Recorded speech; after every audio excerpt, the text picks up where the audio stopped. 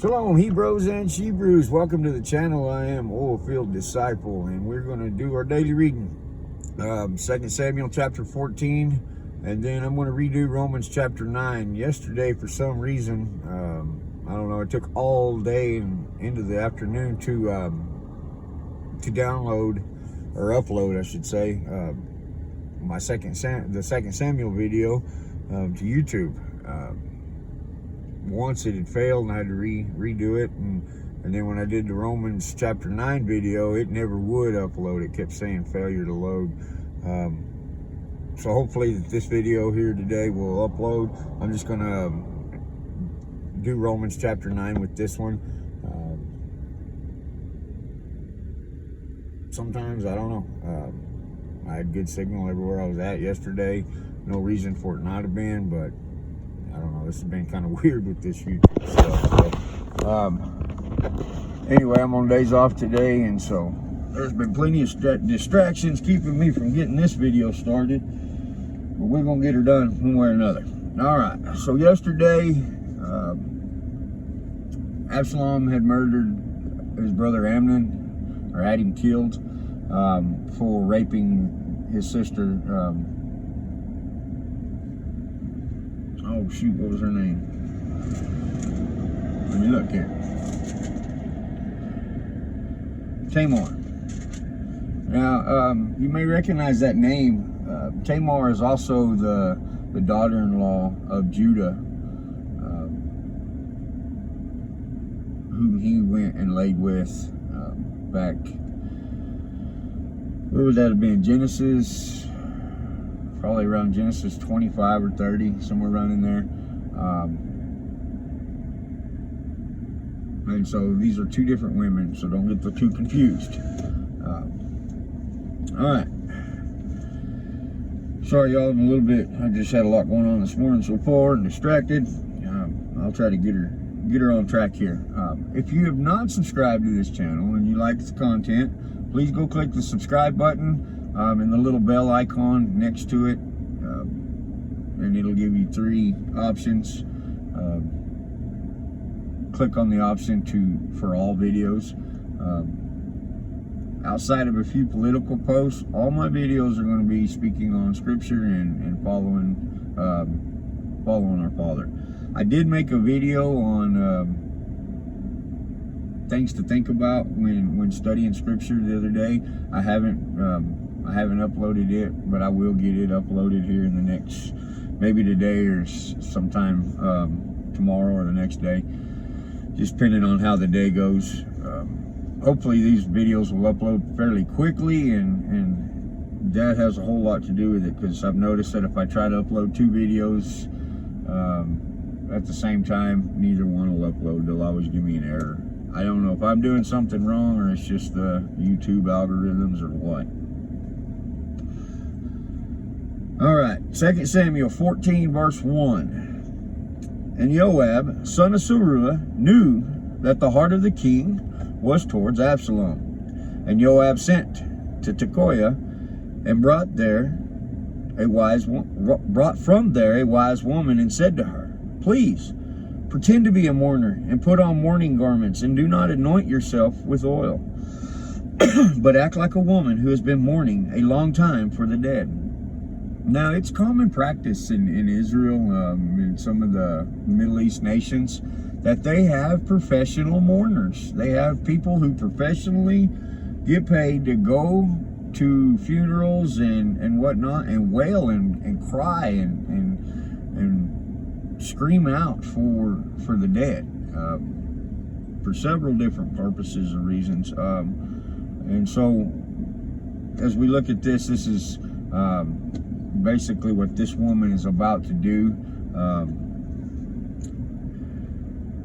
Just from kind of remembrance back, I haven't read ahead today like I'd done yesterday, but we're going to go into a whole lot of political deceit and political struggle for gain and purpose and whatnot over the coming chapters here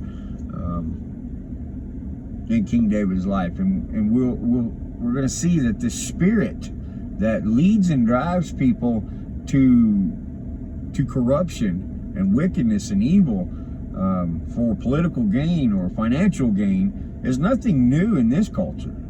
As we're looking at this flag right here that I have up on one of my walls,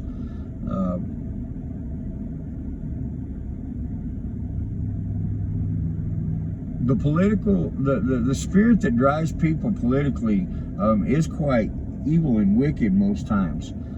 It's like I was talking with my wife earlier.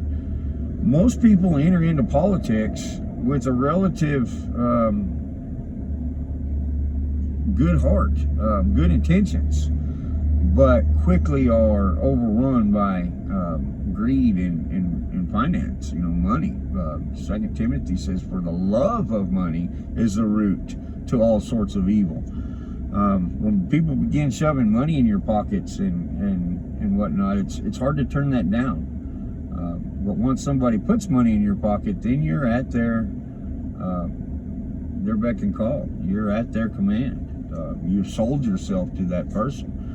And that's what happens to a lot of our politicians today, especially up in the higher, in the more elite government. And when I say elite, I mean, the federal level, above that of mayors and, even governors. Now, of course, there's quite a bit of corruption at the local level as well, but not like there is at the federal level, at the highest level of government here in America. But it's nothing new. It always has been. All right. Sorry about that. Let me get back to it. All right. Verse 3. Then you shall go to the king and speak to him according to his word. And Joab put the words in her mouth. And when the woman of Tekoa spoke to the king, she fell on her face to the ground and did obeisance and said, Save, O king. And the king said to her, What is your trouble? And she answered, Truly, I'm a widow and my husband is dead, and your female servant had 2 sons. And the 2 fought with each other in the field, and there was one part, and there was no one to part them. But the one struck the other and killed him. And see, the entire clan has risen up against your female servant and said, Give him who struck his brother, so that we put him to death for the life of his brother, whom he killed, and destroy the heir also. Thus they would extinguish my burning coal that is left, and leave to my husband neither name nor remnant on earth. Basically, this woman is was told what to say, and Joab is basically given a parable here of 2 sons. One killing the other. Hopefully trying to tweak David's heart. Verse 8, And the king said to the woman, Go to your house, and let me give commands concerning you. And the woman of Tekoa said to the king, My master, O king, let the crookedness be on me, and on my father's house, and the king and his throne be guiltless. And the king said, Whoever speaks to you, bring him to me, and let him no longer touch you. And she said, Please let the king remember Yahweh, your Elohim, and the Redeemer of blood, not destroy any more, lest they destroy my son. And he said, As Yahweh lives, not one hair of your son shall fall to the ground. So David's given her his royal decree of protection. And the woman said, Please let your female servant speak a word to my master. And the king said, Speak. And the woman said, And why have you reasoned like this against the people of Elohim? For in speaking this word, the king is as one who is guilty, and that the king does not bring his outcast. And the king does not bring his outcast one home again. It's pretty staunch words. First of all, for a female anyway, to come at a male in this culture that we're dealing with here, but to accuse the king of wrongdoing as well.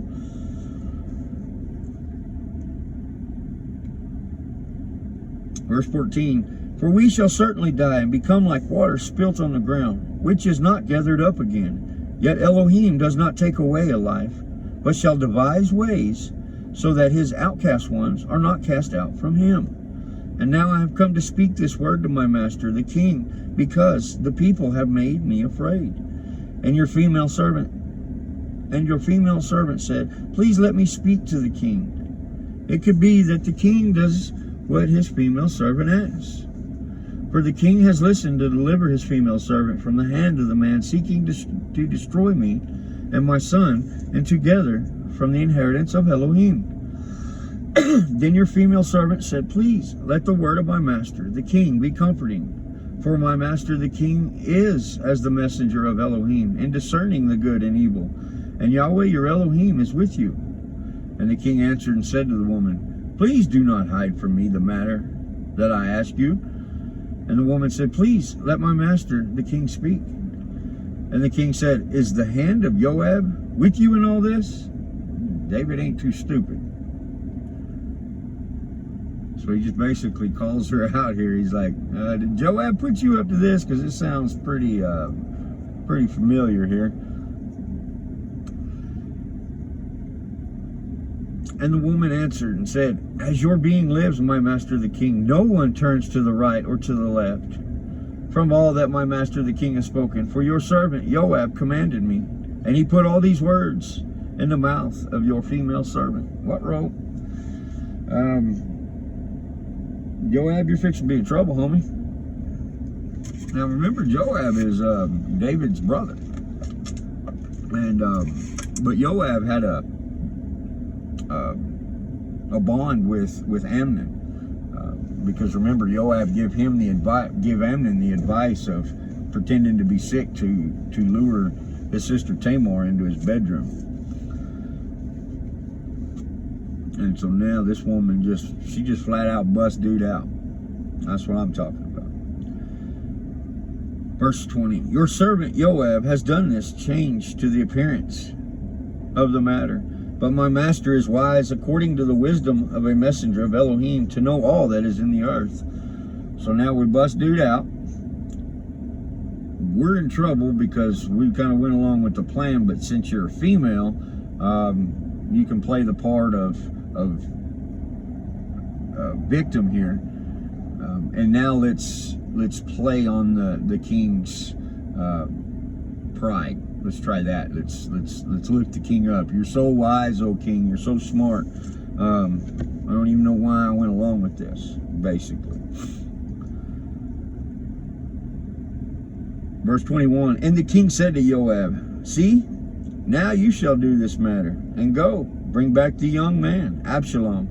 And Joab fell to the ground on his face in dead obeisance, and blessed the king. And Joab said, today your servant knows that I have found favor in your eyes, my master, O king, and that the king has done the word of his servant.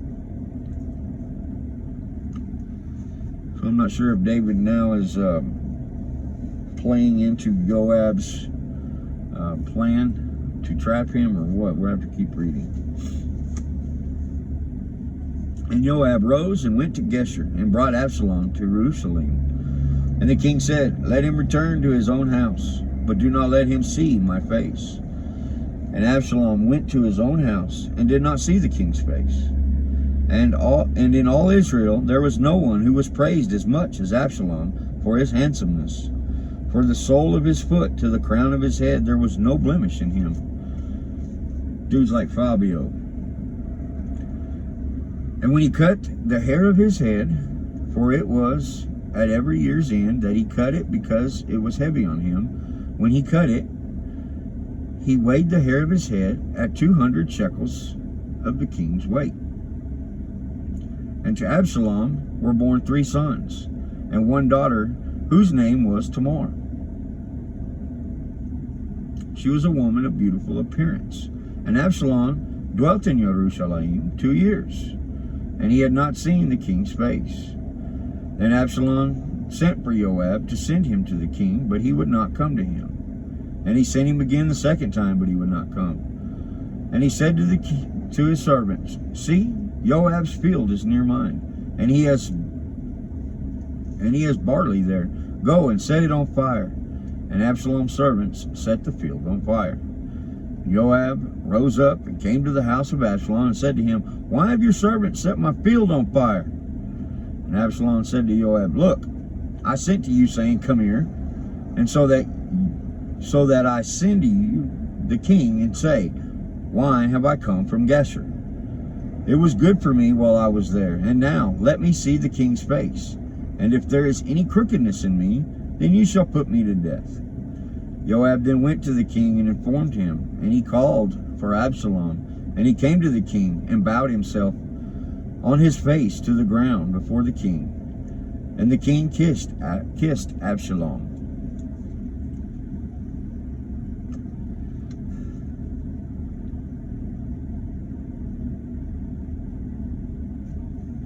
Let me look at something, huh?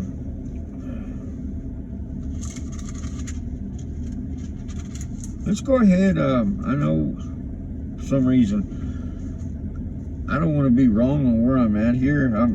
To me, maybe I'm wrong. Maybe that's part of this context, this key thing. Scripture, defining scripture. Sometimes you got to read on to the next chapter to figure out fully what's going on. And it's been a while since I've read this particular book, so I was pretty sure that Joab was seeking to destroy Absalom and the king. And it still looks like that to a point, but I'm not real sure. I mean, we went 2 years here. Let's read, let's go ahead and read 2 Samuel 15. Let's stay here for a minute. Let's get our context here, because I don't want to walk away from here saying the wrong things or bringing in confusion here. I should have probably went ahead and read ahead today, but the Lord has his ways. All right, let's read 2 Samuel 15. It came to be after this that Absalom prepared a chariot and horses for himself and 50 men to run before him. And Absalom used to rise early and stand beside the way to the gate. And it came to be whenever anyone who had a complaint came to the king for a right ruling, and Absalom would call to him and say, "What city are you from?" And when he said, "Your servant is from such and such a tribe of Israel," Absalom would say to him, "Look, your matters are good and right before you.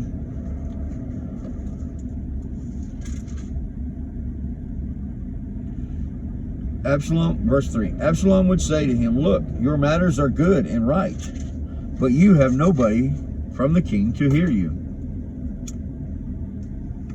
And Absalom would say, "Oh, that I were made judge in the land, and everyone who has any complaint or case would come to me, and I shall let right be done to him." Absalom taking on, now whether David had compartmentalized this to Absalom or not, Absalom, I believe, is putting himself in a dangerous territory by not even consulting the king on giving forgiveness for these people, or telling them they're in the right. Basically, like your Catholic Church father or pope today does. That's part of blasphemy, is forgiving sin, and only God can forgive sin. So Absalom's putting himself in a bad situation here, but I think we're talking about times past. It came to be whenever anyone came near him to bow down to him, that he would put on his hand and take hold and kiss him. And Absalom did this to all Israel who came to the king for right ruling. And Absalom stole the hearts of men of Israel. It came to be at the end of 40 years that Absalom said to the king, "Please let me go to Hebron and pay the vow which I have vowed to Yahweh. For your servant vowed a vow while I dwelt in Geshur in Elam, saying, if Yahweh indeed brings me to Jerusalem, then I shall serve Yahweh." He's throwing out a fleece. If I'm brought back to Israel, if I'm brought back to Jerusalem, surely God has a plan for me. Now, be very careful about doing things like that, because the enemy can sneak in and use that to your destruction. Verse 9, and the king said to him, go in peace. And he rose up and went to Hebron. But Absalom sent spies throughout all the tribes of Israel, saying, as soon as you hear the voice of the shofar, then you shall say, Absalom is king in Hebron.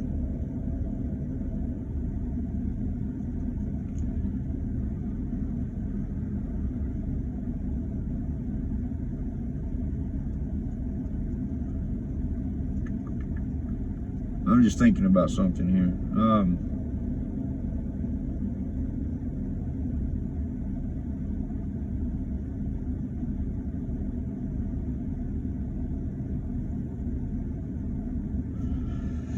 Keep reading, man. Sorry, I get thinking about all the things that I've already taught on and some of the things that I've already done videos on, and this one sounds familiar.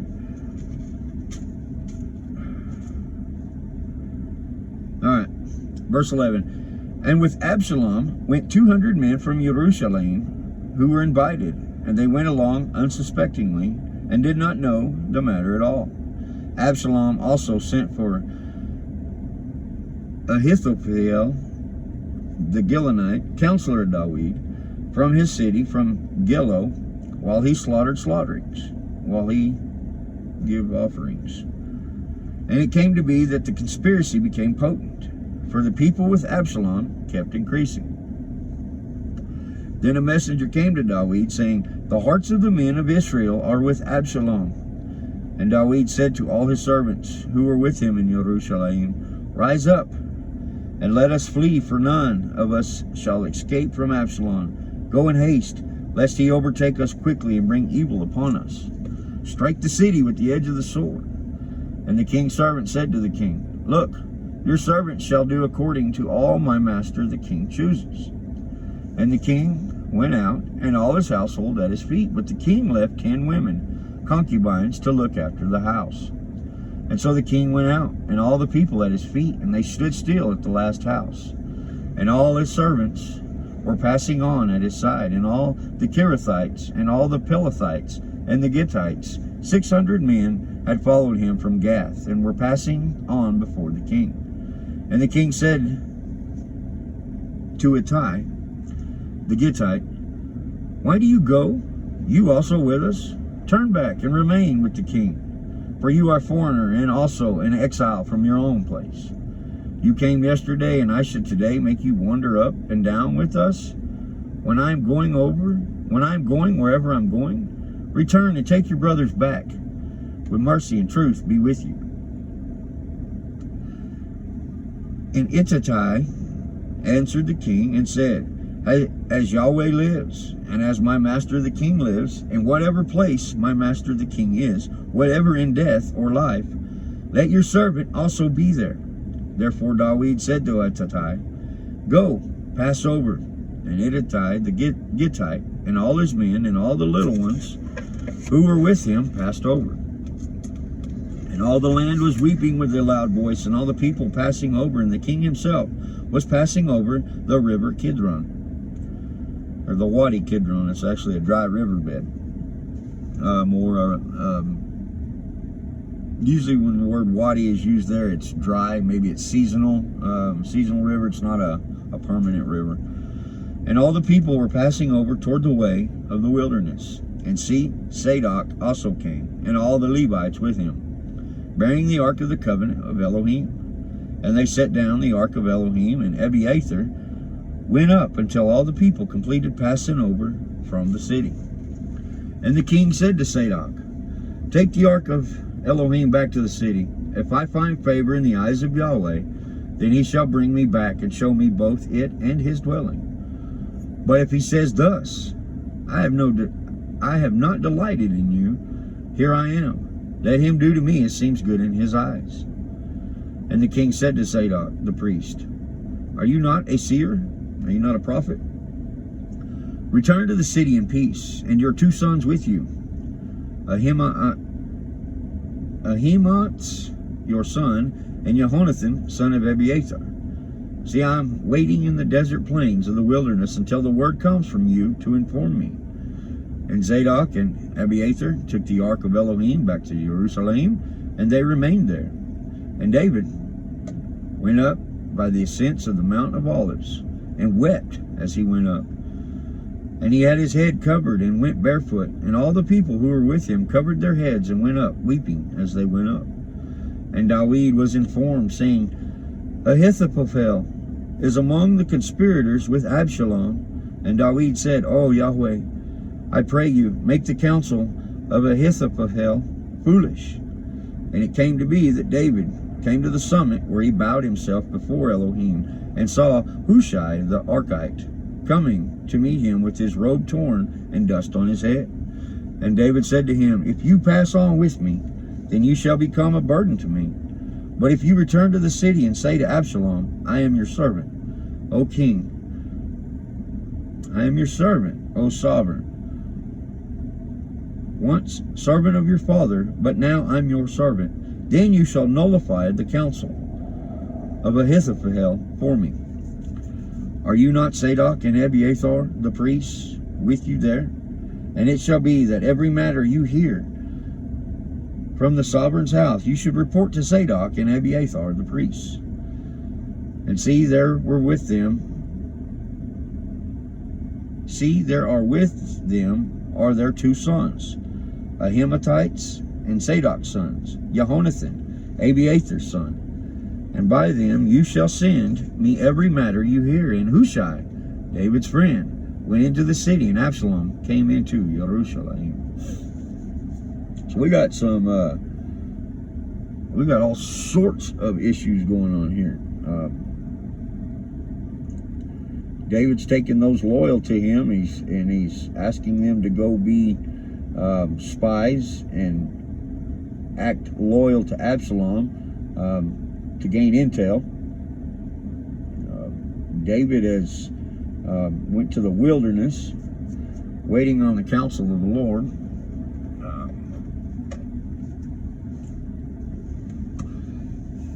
Pretty similar to the cat and mouse games we got going on in our own federal government political heads today. Sounds very similar to what's going on today. Well, I hope y'all don't mind. If this video is too long for you, you can pause it, read on tomorrow. But we're going to continue into verse 16, or chapter 16, because, like I said, I want to get this story squared away today. And so we may read a few chapters, and this may be a long video. So you can pause it and watch it later. Chapter 16. And David had passed on a little from the summit, and saw Ziba, the servant of Mephibosheth.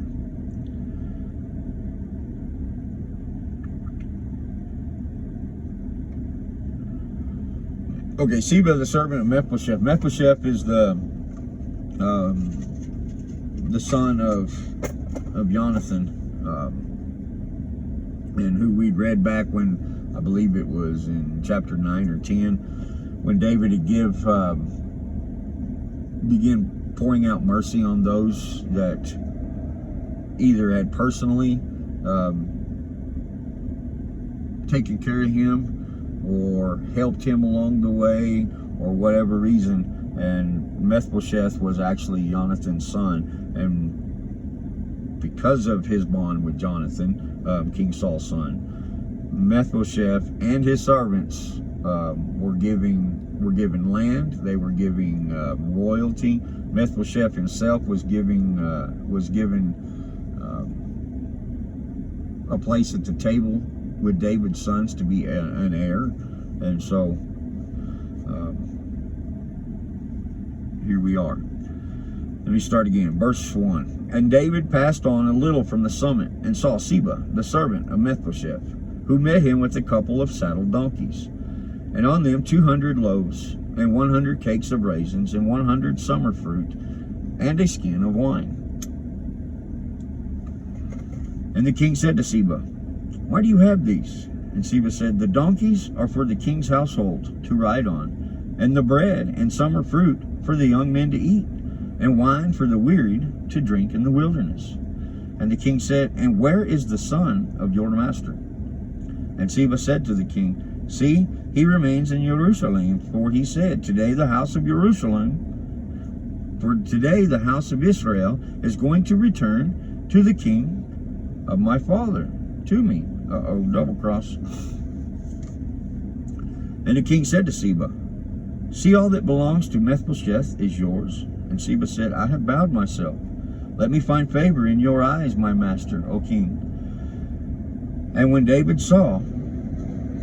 King David came to Bahurim, he saw a man from the clan of the house of Shaul, whose name was Shimei, son of Gera, coming from there, and he came out cursing as he came.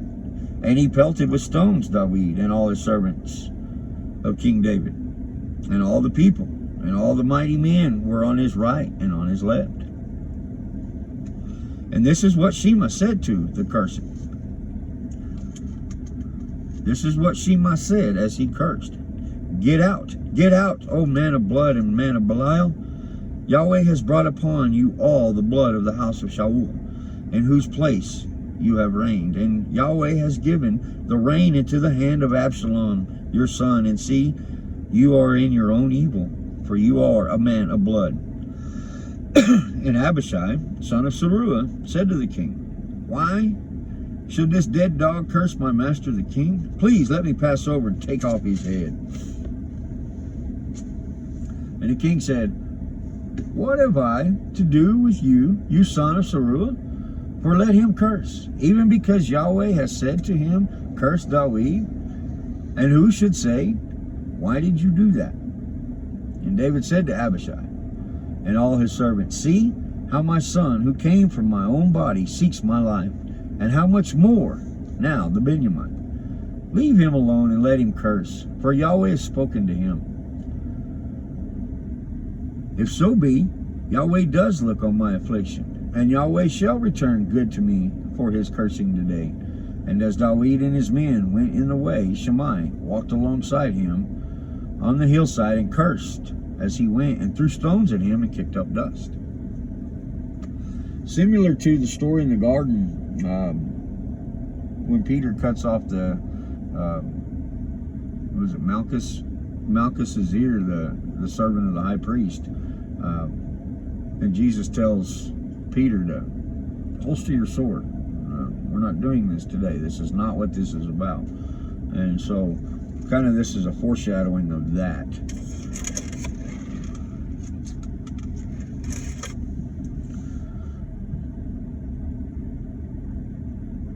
Verse 14, and the king and all the people who were with him became weary and refreshed themselves there. And Absalom and all the people, the men of Israel, came to Jerusalem, and Ahithophel was with him. And it came to be when Hushai the Archite, the friend of David, had come to Absalom, and Hushai said to Absalom, let the king live. Let the king live. And Absalom said to Hushai, is this your mercy to your friend? Why did you not go with your friend? And Hushai said to Absalom, no, I am the one whom Yahweh, this people, I am for the one whom Yahweh and this people and all the men of Israel have chosen. And with him I remain. And besides, whom should I serve? Should it not be before his son? As I have served before your father, so I am before you.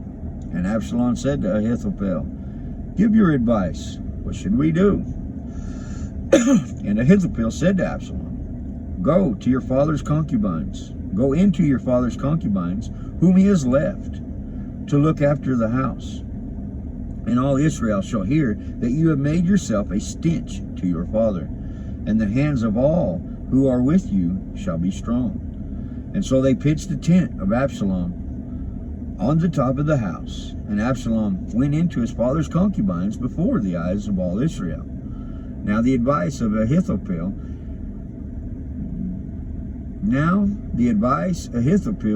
gave in those days was as if one inquired at the word of Elohim. And so was all the advice of Ahithophel, both to David and to Absalom. All right. Now this is an example of when you read in Scripture of wives and concubines, one of the issues of being a concubine is you fulfill all the duties of a wife, sexually, pleasurably, dutifully, those you are fulfilling. But you do not always get the blessing of what a wife would receive as far as protection, inheritance, and whatnot. And so concubines, that's something that separates a concubine. We see here, David left 10 of his concubines behind. And now Absalom has just went and actually created sin now, because he has seen the nakedness of his father. According to, what is that one? It's in Leviticus. Not sure exactly what chapter. But it is actually a sin to do so. And so now he's not only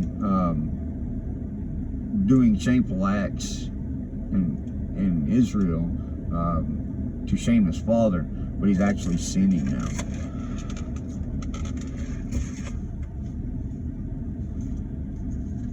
All right, let's read one more chapter.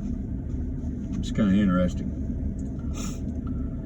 And Ahithophel said to Absalom, this is chapter 17, verse 1. And Ahithophel said to Absalom, please let me choose 12,000 men, and let me arise and pursue David tonight, and come upon him while he's weary and weak, and I shall make him afraid, and all the people who are with him shall flee, and I shall strike the king alone.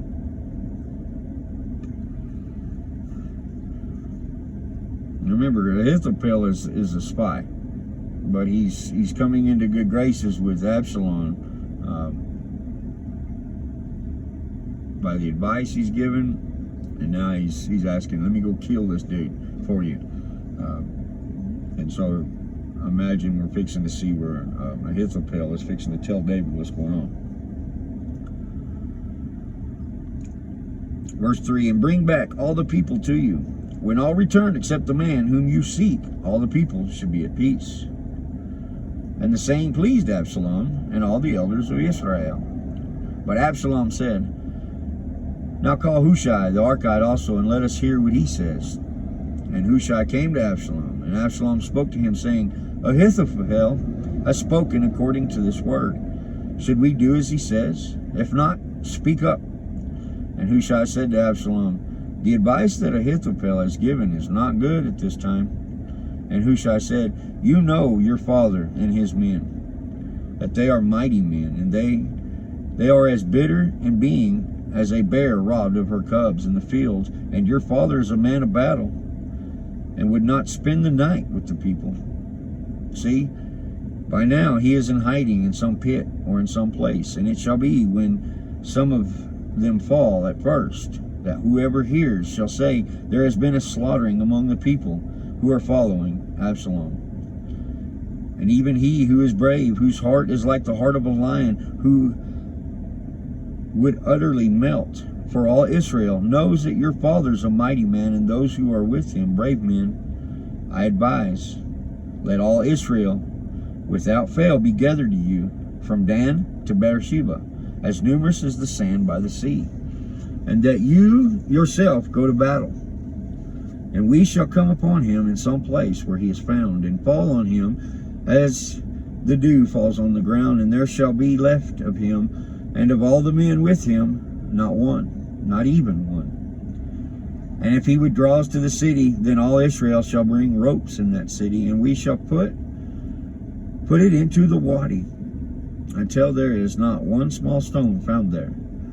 Absalom and all the men of Israel said then, the advice of Hushai the Archite is better than the advice of Ahithophel. For Yahweh had ordained to nullify the good advice of Ahithophel, for the sake of Yahweh bringing evil upon Absalom.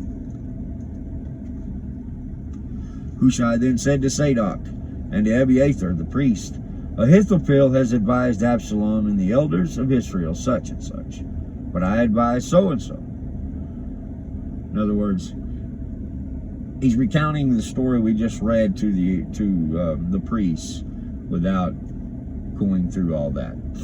That's such and such and so and so. Verse 16, and now send hastily and inform David, saying, do not spend this night in the desert plains of the wilderness, but pass without fail. Let the king and all the people with him be swallowed up. And Jehonathan and Ahimaaz were stationed in Rogal, and a female servant would come and inform them, and they would go and inform King David, for they could not be seen entering the city. But a youth saw them and informed Absalom. So the two of them went away at once and came to a man's house in Bahurim, who had a well in his courtyard, and they went down into it. And the woman took and spread a covering over the well's mouth and spread ground grain on it, so the matter was known. And the servants of Absalom came to the woman at the house and said, Where are Ahimaaz and Jehonathan? And the woman said to them, They have passed over the stream of water. And they looked and did not find them, and returned to Jerusalem. And it came to be, after they left, that they came up to the well and went and informed King David and said to David, Arise and pass over the water quickly, for thus Ahithophel has advised against you. And David and all the people who were with him rose and passed over the Jordan. And by morning light, not even one remained who had not gone over the Jordan. And Ahithophel saw that his advice was not followed, and so he saddled his donkey and rose up and went home to his house, to his city. And he gave the command to his house and hanged himself and died. And he was burned in his father's burial site. And David came to Mahanaim, and Absalom passed over the Jordan, and he and all the men of Israel with him. And Absalom appointed Amasa over the army instead of Joab. Now Amasa was the son of a man whose name was Yithra. I think that's Jethro. I don't remember. Yithra, a Yisraeli, who had gone into Abigail, the daughter of Nahash, sister of Zeruiah, Joab's mother. And Israel and Absalom encamped in the land of Gilead. And it came to be when David had came to Mahanaim, that Shobai, son of Nahash, from Rabbah of the children of Ammon, and Makar, son of Ahimael, from Lo-debar, and Barzillai, the Gileadite, from Rogelim, brought beds and basins and earthen vessels and wheat and barley and flour and roasted grain with beans and lentils and parched vegetables, honey and curds and sheep and cheese of the herd for David and the people who were with him to eat. For they said, The people are hungry and weary and thirsty in the wilderness. Now, if you listen to this, this is a foreshadowing of the betrayal of our Master Yeshua in real time, with Ahithophel hanging himself, just like Judas did after betraying Yeshua.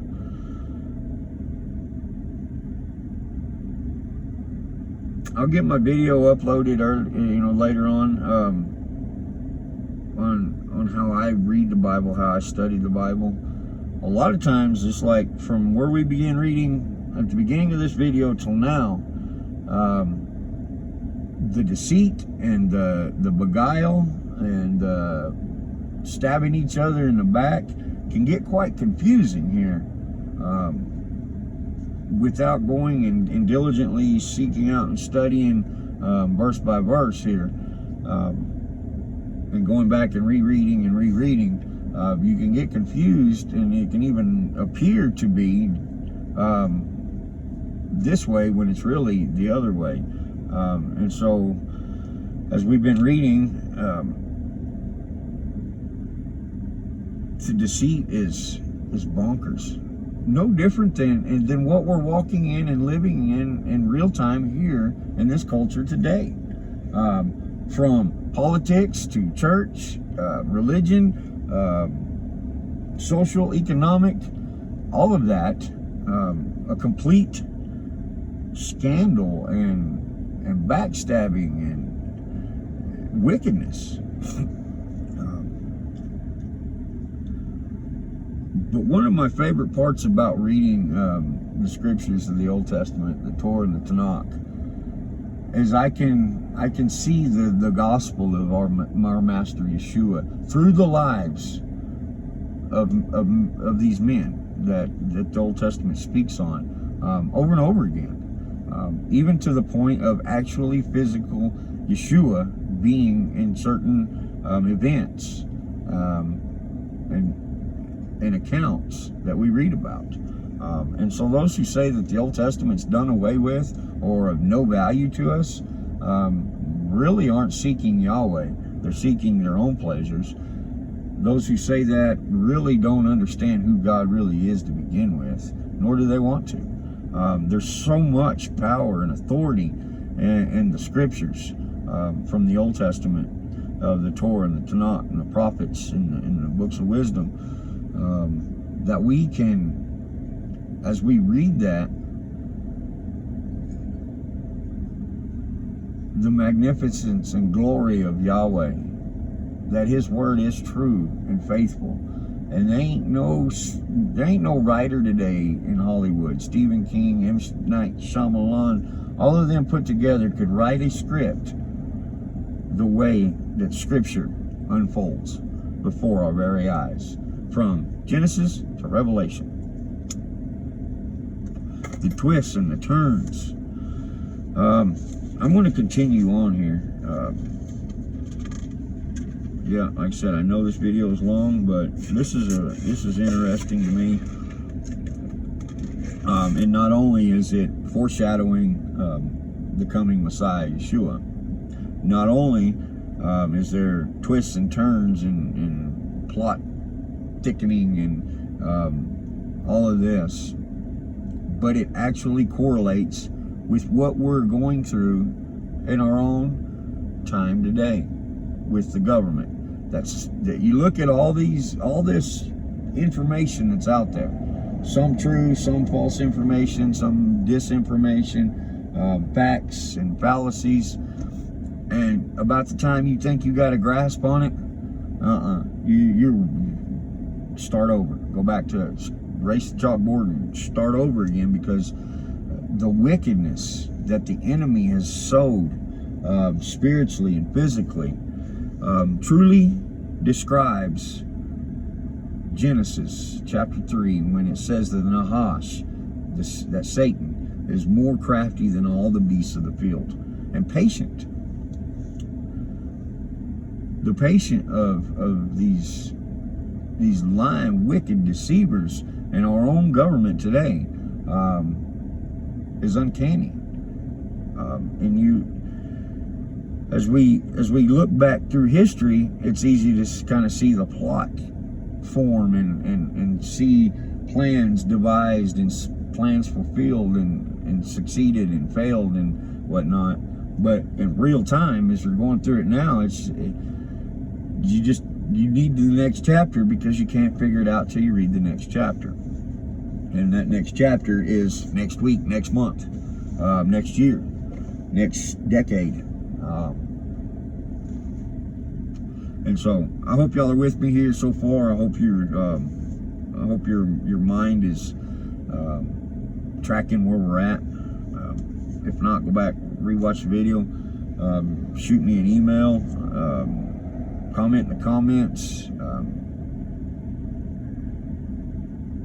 any questions, answers, thoughts you have. Be happy to discuss it with you. But we're going to keep on reading here, because this is good meat. This is real good. This T-bones, mashed taters, gravy, all the fixings. Verse 18, or chapter 18, verse 1. And Dawid mustered the people who were with him, and set commanders of thousands and commanders of hundreds over them. And Dawid sent out 1/3 of the people under the hand of Joab, and 1/3 under the hand of Abishai, son of Zeruiah, Joab's brother, and 1/3 under the hand of Ittai the Gittite. And the king said to the people, I shall certainly go with you too. Now that's you want to inspire your men as a leader, you tell them you're going with them in battle.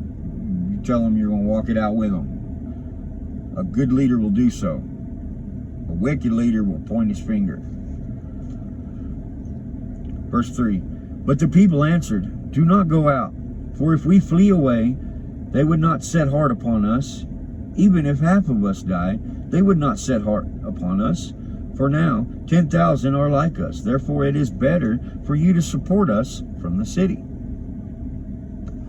And the king said to them, that which is good in your eyes I'll do. And the king stood beside the gate, and all the people went out by hundreds and by thousands. And the king ordered Joab and Abishai and Ittai, saying, be gentle with the young man Absalom for my sake. And all the people heard when the king gave all commanders orders concerning Absalom. He's still my son. And even though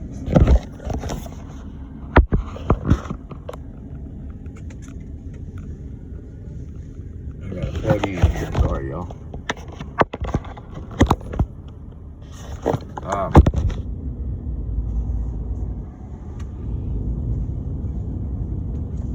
I'm not sure if that did pause or what, but my battery got low. I had to plug in. Let me reread that and then we'll rediscuss it. Verse 5. And the king ordered Joab and Abishai and Ittai, saying, be gentle with the young man Absalom for my sake. And all the people heard when the king gave the commanders orders concerning Absalom. David's compassion is extraordinary here.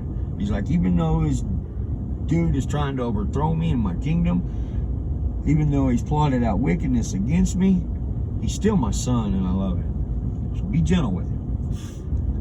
Verse 6. And so the people went out into the field to meet Israel, and the battle was in the forest of Ephraim. And the people of Israel were smitten there before the servants of David. And the slaughter there that day was great, 20,000. And the battle there was scattered over the face of all the land, and the forest devoured more people that day than the sword devoured. And when Absalom met the servants of David, Absalom was riding a mule. And the mule went under the thick branches of a great terebinth tree, and his head caught hold in the terebinth, and he was suspended between the heavens and the earth, while the mule which was under him passed on. So remember, Absalom cut his hair off once a year because it was so thick, like that dude Fabio. And so here he rides under these thickets, and it entangles him in his own hair. His beauty has become his destruction.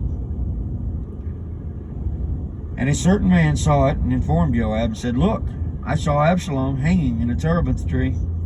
And Joab said to the man who informed him, look, you saw, and why did you not strike him to the earth there? Then I would have given you 10 pieces of silver and a belt. As I read that, I was thinking about the heavyweight championship of the world. Why didn't you strike dude? The man answered Joab, though I were to receive 1,000 pieces of silver in my hand, I would not raise my hand against the son of the king. Because in our hearing, the king commanded you and Abishai and Ittai, saying, take heed, you who go against the youth, against Absalom. Otherwise, I would have been untrue to my own life. For no matter is hidden from the king, and you yourself would have set yourself against me.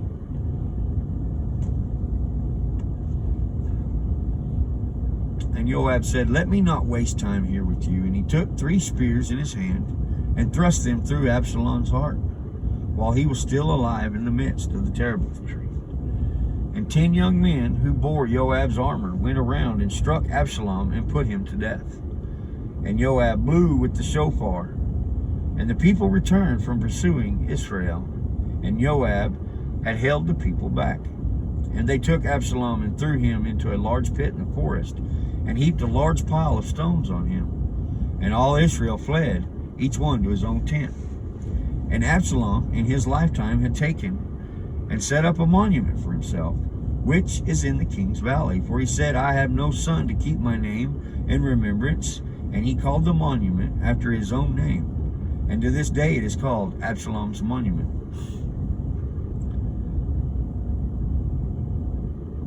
And Ahimaaz, son of Zadok, said, Please, let me run and take the news to the king, for Yahweh has avenged him of his enemies. And Joab said to him, You are not the man to take the news today, but you shall take the news another day. But today you do not take this news, because the king's son is dead. And Joab said to the Cushite, Go, inform the king what you have seen. And the Cushite bowed himself to Joab and ran. And Ahimaaz, son of Zadok, said again to Joab, And whether might be, Please, let me also run after the Cushite. And Joab said, Why would you run, my son? There is no news to bring you reward. And whatever might be, he said, let me run. And so he said to him, Run. And Ahimaaz ran by the way of the plain and passed the Cushite. Now David was sitting between the two gates, and the watchman went up to the roof over the gate to the wall and lifted his eyes and looked and saw a man running alone. So the watchman called and told the king. And the king said, If he is alone, there's news in his mouth. And he came nearer and nearer. And the watchman saw another man running. And the watchman called to the gatekeeper and said, See, a man running by himself. And the king said, This one also brings news. And the watchman said, I see the running of the first is like the running of Ahimaaz, son of Zadok. And the king said, This is a good man, and he comes with good news.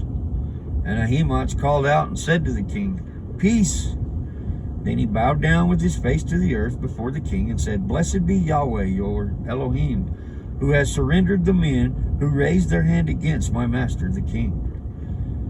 And the king said, Peace to the young man, to Absalom. And Ahimaaz answered, When Joab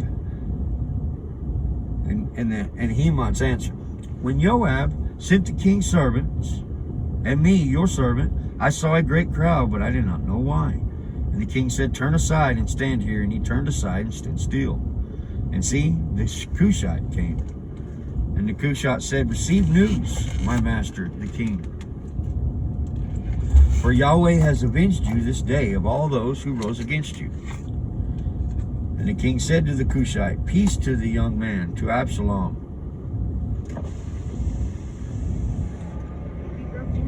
Back door.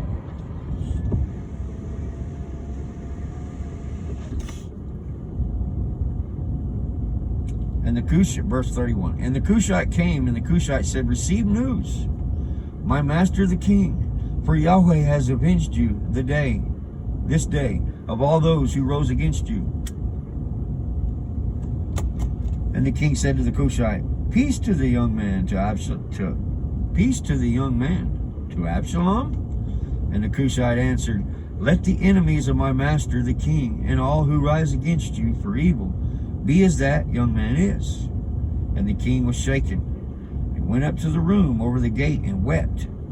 And as he went, he said this, My son Absalom, my son Absalom, if only I had died instead of you. O Absalom, my son, my son. David's he's a trip, you know. I mean, his heart. We can truly see why Yahweh says David is a man after my own heart. These men were seeking to kill and overthrow the king and the kingdom. And yet, David weeps over their demise.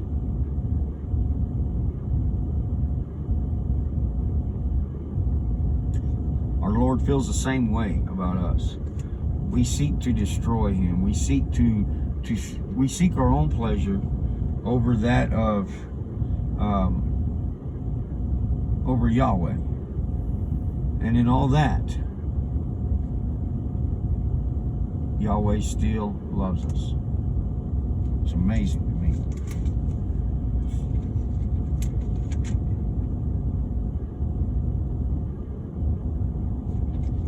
Well, let's go ahead and read 19. We're an hour into this.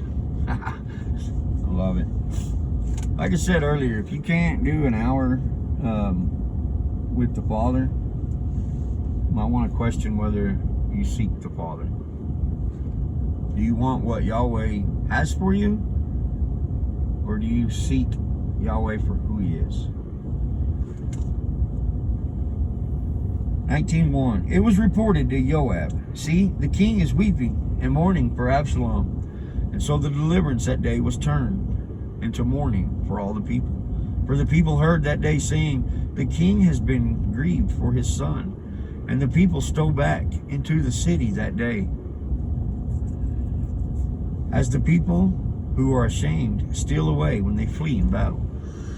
And the king covered his face, and the king cried out with a loud voice, my son Absalom, Absalom, my son. And Joab came to the house to the king and said, today you have put to shame all your servants, who today have saved your life and the lives of your sons and daughters, and the lives of your wives and the lives of your concubines, by those who hate you and by hating those who love you. For you have made it clear today that you have neither commanders nor servants. For today I know, if Absalom had lived and all of us had died, then it would be right in your eyes. And now arise and go and speak to the hearts of the servants. For I swear by Yahweh, if you do not go out, not one passes the night with you, and that is worse for you than all the evil that has come upon you from your youth until now. And so the king rose up and sat in the gate. And they told all the people, saying, look, the king is sitting in the gate. And all the people came before the king. As for Israel, they had fled, each one to his tent. And it came to be that all the people were contending throughout all the tribes of Israel, saying, the king delivered us from the hand of the enemies. He rescued us from the hand of the Philistines. And now he has fled from the land because of Absalom. I hope that my air conditioner being on didn't drown this video out, that part. And Absalom, who we anointed over us, has died in battle, and now why are you silent about bringing back the king? And King David sent to Zadok and Abiathar the priest, saying, speak to the elders of Yehudah, saying, why are you the last to bring the king back to his house, since the word of all Israel has come to the king, to his house? Now don't get confused here, that the house of Israel and the house of Yehudah make up the entirety of Israel, of God's people. There's two houses. So don't let that confuse you if you are new here. Verse 12. You are my brothers, you are my bone and my flesh. Why then are you the last to bring back the king? And say to Amasa, are you not my bone and my flesh? Elohim, do so to me, and more also, if you are not commander of the army before me in all the days of the place of Joab. Thus he swayed the hearts of all men of Yehudah as one man, so that they sent to the king, saying, return, you and all your servants. And so the king returned and came to the Jordan, and Yehudah came to Gilgal to meet the king, to bring the king over the Jordan.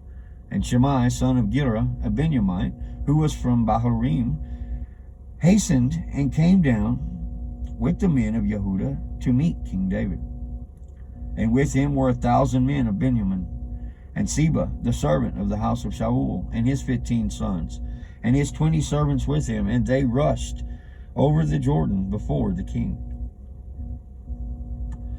And they passed over the ford to bring over the king's household, and to do what is good in his eyes. And Shimei, son of Gera, fell down before the king when he had passed over the Jordan, and said to the king, do not let my master reckon crookedness to me, neither remember what wrong your servant did on the day that my master the king left Jerusalem.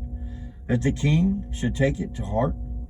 For I, your servant, now that I have sinned, and see, I have come today first of all the house of Joseph, to go down to meet my master the king. But Abishai, son of Zeruiah, answered and said, should Shimei not be put to death for this, because he cursed the anointed of Yahweh? And David said, What have I to do with you, you sons of Zeruiah, that you are to be adversaries to me today?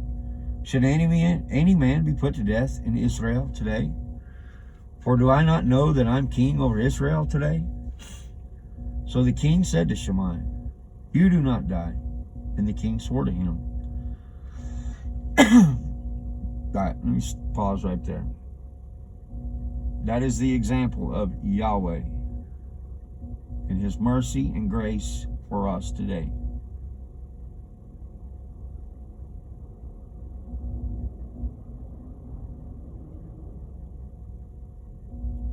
And the fact that we would be just fine with Yahweh being overthrown as Lord and Master, as long as we had something to gain from it, as long as we thought we had something to gain from it. But when the truth is revealed to us and we realize who Yahweh is, who Yeshua is,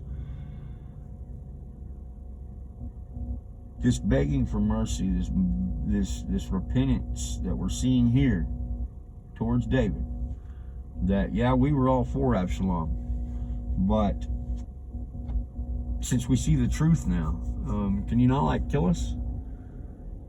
That's the way many are going to be at the judgment seat. Those who do not find the truth now, today.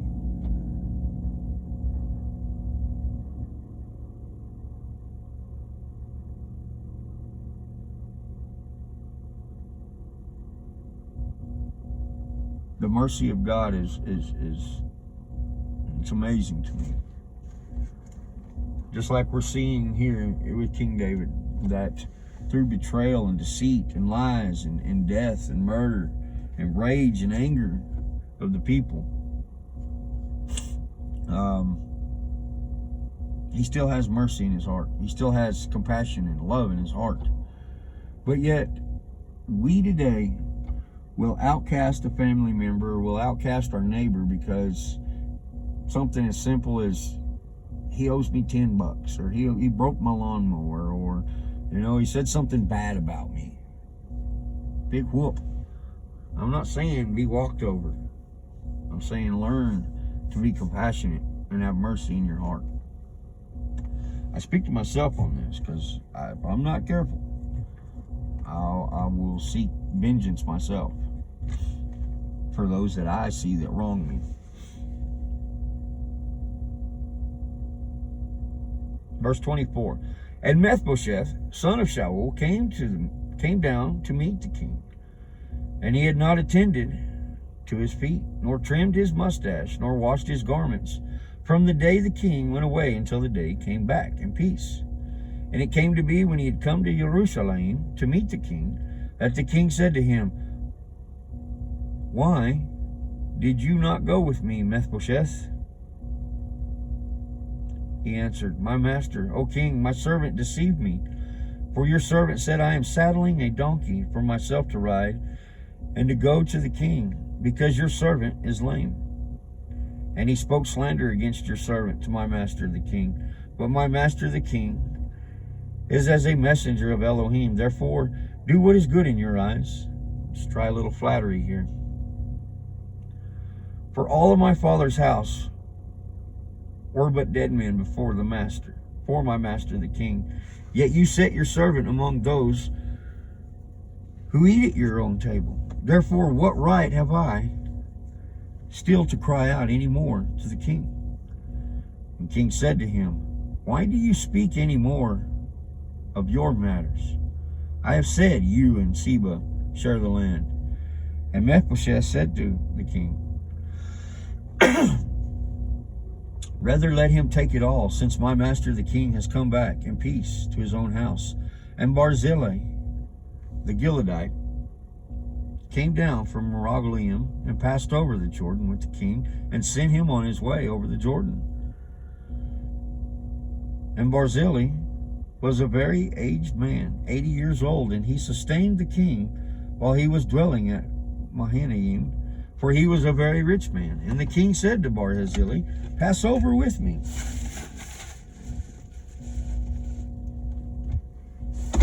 And I shall provide you with me in Jerusalem.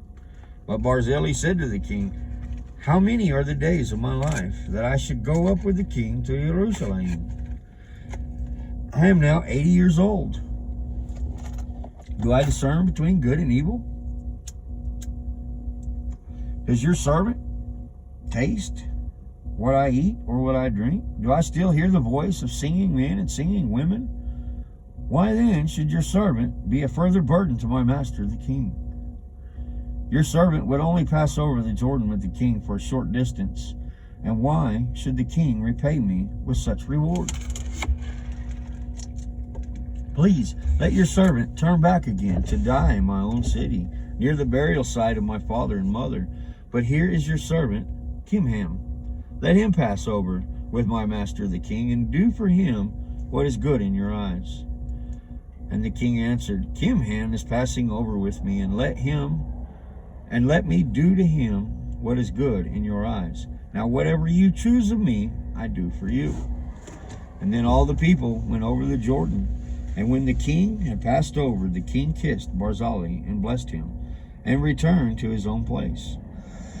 And the king passed over to Gilgal, and Kimham passed over with him, and all the people of Yehudah brought the king over, and also half the people of Israel.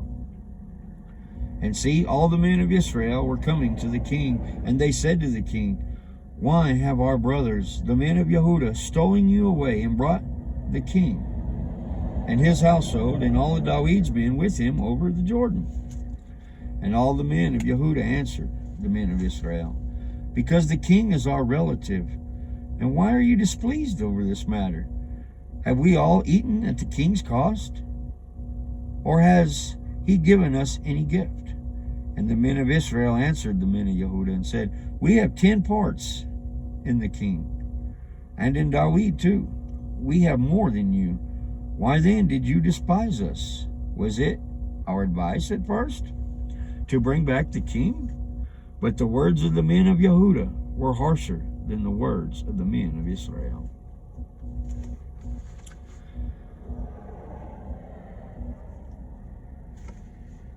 And that concludes that part of the chapter, or that part of the story of deceit and beguilement, treachery, lies, betrayal, over and over again. Take heart that spirit of betrayal, that if you're not careful, you'll find yourself on the wrong side. You'll find yourself on the wrong side of truth, the wrong side of the law, and the wrong side of Yahweh. Beware that not happen.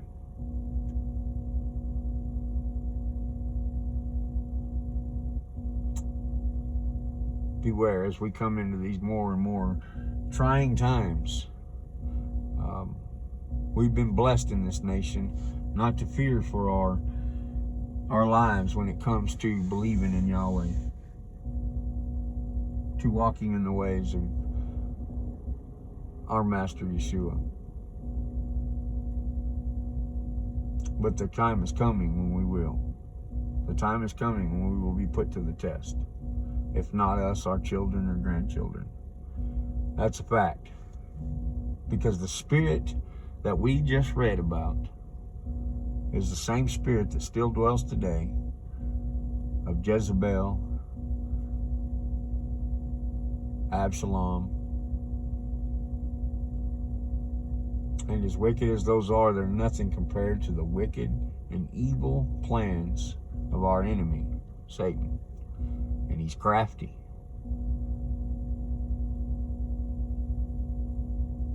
Beware what you put into your eye gates and ear gates. Guard the commands of Yahweh. Guard your hearts. pray, fast, and seek the Lord, that he may be found, and that you'll recognize truth.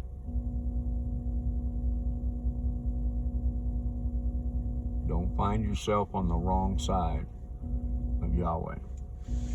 Y'all, I know this has been a long video, but it's really interesting to go through and gather the context of who's who and who's deceitful and who's lying to who and all that, right?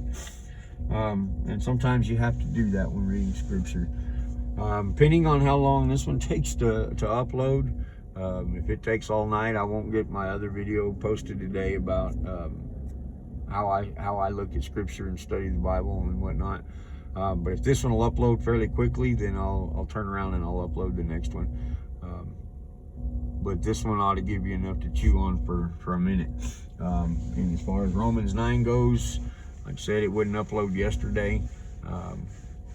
And I've already deleted it. So I'll be doing another video on Romans 9. We'll get into it tomorrow. The Lord and the Spirit, the Father, leads us as he sees fit. We can have plans. One thing I've learned, not only from teaching Bible studies, but in the last year and a half that I've been pastor, that when I say next week we're going to study this, that probably is a lie.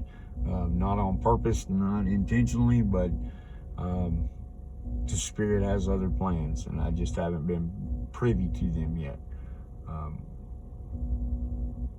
Only teach and preach what I feel the Spirit lead me to do. And there's times that I just got to be still. That's why sometimes we go times without videos, days without videos here on this channel, because the Spirit ain't giving it to me. I'm not going to force the issue. I've learned that. When I do, I fall flat on my face. And so, y'all be blessed, be encouraged, and always be frustrated. I'm Noah Field disciple, and I will catch you on the tribe.